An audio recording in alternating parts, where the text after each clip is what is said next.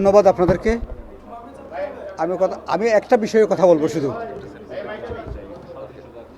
আমরা স্থানীয় নির্বাচন, জাতীয় নির্বাচনের কথা যেমন ভাবছি, সাথে সাথে স্থানীয় নির্বাচনের কথাও ভাবছি।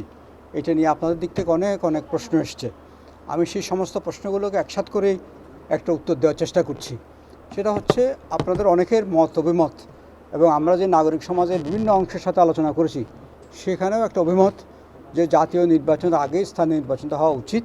এর কারণ হচ্ছে স্থানীয় নির্বাচনটা করার কারণে আমাদের নির্বাচন কমিশনের সক্ষমতা বাড়বে, এটা টেস্ট হয়ে যাবে, এবং জাতীয় নির্বাচন করার সময় যে সাপোর্ট দরকার হবে স্থানীয় পর্যায়ে, সেটাও একটা এনশিওর হবে। এই কারণে জাতীয় নির্বাচনের আগে স্থানীয় নির্বাচন হওয়া উচিত, অনেকে আপনারা মন্তব্য করেছেন। এইখানে আমার একটা প্রশ্ন হচ্ছে, এই জাতীয় নির্বাচন তো একটা নির্বাচন হয়, শুধু এমপি নির্বাচন।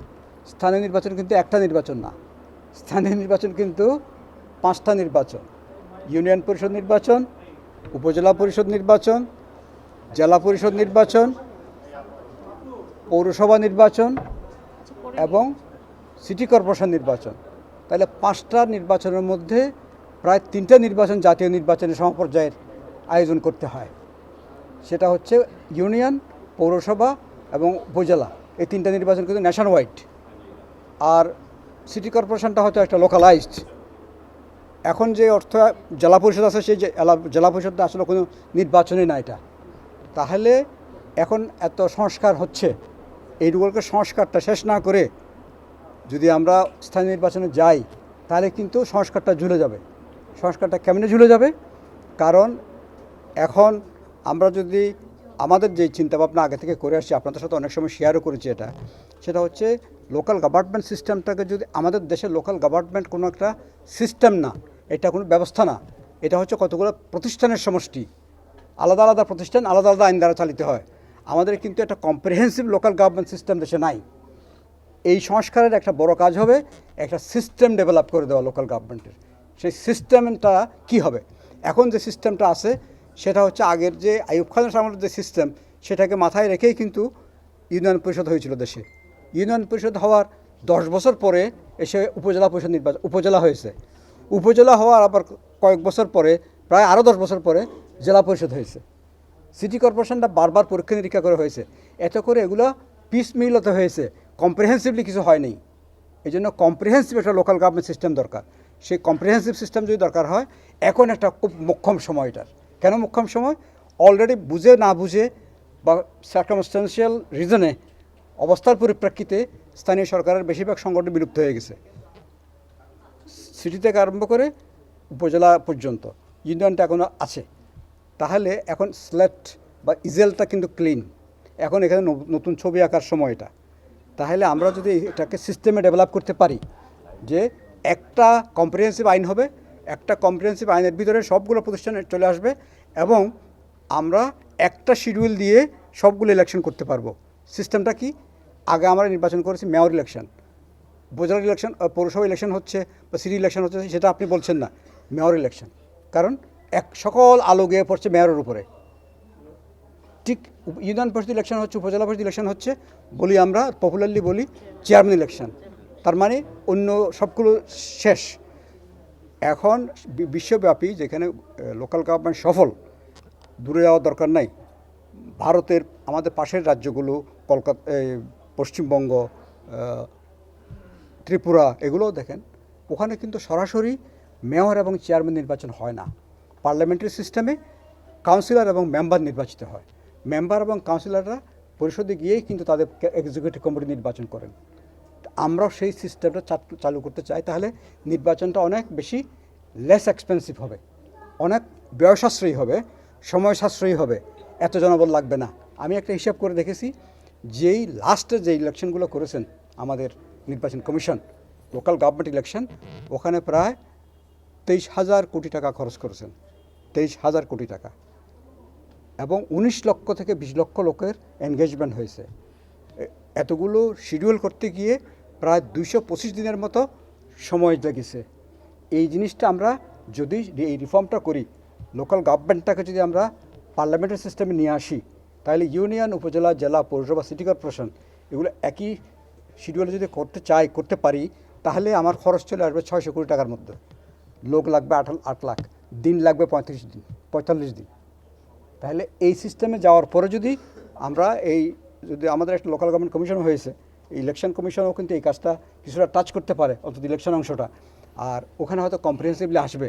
এটা যদি আপনি 3-4 মাস 6 মাস সময় দিয়ে একটা অর্ডিন্যান্স করে লোকাল গভর্নমেন্ট আইনটা করে ওই যে ইলেকশনটা যদি যান, তাহলে কিন্তু ন্যাশনাল ইলেকশনের আগে লোকাল ইলেকশন করা সম্ভব। অথবা বর্তমান সময়ের যে যা আছে তার আগে যদি ইলেকশন করতে যান, 5টা শিডিউল দিয়ে 5টা নির্বাচন করতে হবে। এই 5টা নির্বাচন করে ন্যাশনাল ইলেকশনের আগে এটা সম্ভব কিনা আমার প্রশ্ন আছে। এটা পাওয়ার ডিস্ট্রিবিউশন এবং ডিসক্রিমিনেশন যেটা ছিল আগে লোকাল গভর্নমেন্ট থেকে শুরু করে এমপি পর্যন্ত, সেটার কি কোনো রিলোকেশন করার চিন্তা ভাবনা করছেন? না, সেটা তো হবেই, সেটা তো এক বিষয়। আমি শুধু ইলেকশন সম্পর্কে কথাটা বললাম, ওটা তো হবেই। একজন পার্লামেন্টের যিনি মেম্বার, তার যে সংবিধান অনুযায়ী যে ক্ষমতা, কাজ, তার আওতা, কাজের আওতা, তার মধ্যে কিন্তু লোকাল গভর্নমেন্টের লোকাল লেভেলের ডেভেলপমেন্ট তার কিন্তু পর্যায়ে পড়ে না। এটা কিন্তু এক্সিকিউটিভ ফাংশন। উনি করবেন মানুষকে জবাবদিহিতার মধ্যে আনা। এমপির একটা কাজ হচ্ছে সমস্ত সরকারের সমস্ত বিষয়গুলোকে জবাবদিহিতার মধ্যে আনা। তো উনি যদি নিজে ডেভেলপমেন্ট করেন, তাহলে উনি তার কনফ্লিক্ট অফ ইন্টারেস্ট হলো, উনি জবাবদিহি করাবেন কাকে? সুতরাং এটা থাকতে পারে না, মানে বর্তমান কনস্টিটিউশন অনুযায়ী পারে না এটা। কিন্তু এগুলো বাইফার্কেট আমরা বাইপাস করেছি, আলাদা আলাদা করে প্রত্যেকটা মিনিস্ট্রি থেকে যখন এটা অ্যালোকেশন দেওয়া হয় লোকালি, তখন কিন্তু লিখে দেয় যে এমপির উপদেশ গ্রহণ করবেন। তো এটা কিন্তু আইনত জিনিসটা ঠিক না। কেউ এটা চ্যালেঞ্জ করেছে কোর্টে চ্যালেঞ্জ করতে রায় হয় নাই, রায় না হলেও কিন্তু এটা চ্যালেঞ্জ হয়েছে কিন্তু এর পক্ষ থেকে। তো ধন্যবাদ আপনাদেরকে, থ্যাংক ইউ। আমি এটা ক্লিয়ার করলাম আপনাদেরকে। লোকাল গভর্নমেন্ট ইলেকশন আমরা আগে চাই, অবশ্যই আগে চাই। আগে হলে অনেক সুবিধা আছে, কিন্তু আগে করতে গেলে যদি আপনি সংস্কার না করে করেন, তাহলে সংস্কার চিরদিনের জন্য চলে যাবে। এটা আর হবে না। লোকাল গভর্নমেন্ট ইলেকশনটা পার্লামেন্ট ইলেকশনের আগে হওয়া উচিত, কিন্তু সংস্কারটা করার পরে। এবং এটা খুব ইজি, একটা অর্ডিন্যান্স করে আপনি আইনটা শেষ করেন, আগে ঠিক করেন। সংস্কার ছাড়া করলে এটা আর জীবনে হবে না, ঝুলে যাবে। এটা সংস্কারটা বাস্তবায়ন করতে হবে। অনেক ধন্যবাদ আপনাদের। আমার ওই ক্লাস করেছি, এবং যেটা আমাদের কাছে প্রতিমান হলো যে সেটা হলো আমরা যে বিষয়গুলো ভাবছিলাম, ওনারা সেই বিষয়গুলো সম্পর্কে আলোকপাত করেছেন ওনাদের অভিজ্ঞতার আলোকে। তো মনে হলো যে আবারও যে আমরা সঠিক পথে আছি। কিছু কিছু গুরুত্বপূর্ণ বিষয় জোর দিয়েছেন, যেমন রাষ্ট্রপতির নির্বাচন। তারা বলছেন সরাসরি আসন হওয়া দরকার, এবং ওনাদের কেউ কেউ বলছেন কোনো নির্বাচনই যেন পরোক্ষ না হয়, প্রত্যক্ষ হয়, প্রত্যেকের কনস্টিটিউয়েন্সি থাকে। এবং রাষ্ট্রপতির নির্বাচন সরাসরি হওয়ার কথা বলেছেন। তারপরে স্থানীয় সরকার নির্বাচন নির্দলীয় হওয়ার এবং সংসদীয় পদ্ধতিতে নয় ওনারা বলছেন, কারণ ওখানে দলীয়করণ হতে পারে। তারপরে অর্থের উৎসের স্বচ্ছতা যেন নিশ্চিত হয়। তারপরে নির্বাচন কমিশন রাজনৈতিক ঐক্যমত্যের ভিত্তিতে যেন এগুলো নিয়োগপ্রাপ্ত হয়। এবং আমরাও এগুলো নিয়ে আপনাদের সাথে কথা বলছি। আমরাও ভাবছি ইভিএম বনাম অনলাইন ভোট, এবং তারা প্রযুক্তি ব্যবহারের কথা চিন্তা করার জন্য আমাদেরকে অনুরোধ করেছেন। আমরাও এ নিয়ে ভাবছি, বিশেষত প্রবাসীদের ভোটের ব্যাপারে। তারপরে হলফনামা যাচাই বাছাই করা, হলফনামাতে মিথ্যা তথ্য দিল কিনা এগুলো নিশ্চিত করা, এবং কত শতাংশ ভোট পেলে নির্বাচিত হবে, যে 1% 10% নাকি 50%-এর বেশি, এই বিষয়টার উপর রান অফ ইলেকশন হবে কিনা সে বিষয়ে তারা বলেছেন। এবং তারা না ভোটার ফিরিয়ে আনার জন্য বলেছেন। এবং নির্বাচন কমিশন গঠনের ব্যাপারেও তাদের গুরুত্বপূর্ণ প্রস্তাবনা ছিল, রাজনৈতিক ঐক্যমত্যের ভিত্তিতে নির্বাচন কমিশন গঠনের। তো এই অনেক গুরুত্বপূর্ণ কথা হয়েছে। এবং বিনা প্রতিদ্বন্দ্বিতা যেন নির্বাচিত না হয়, এই বিষয়ে তারা আলোকপাত করেছেন। তখন আমি ওনাদেরকে দিচ্ছি, ওনারা আরও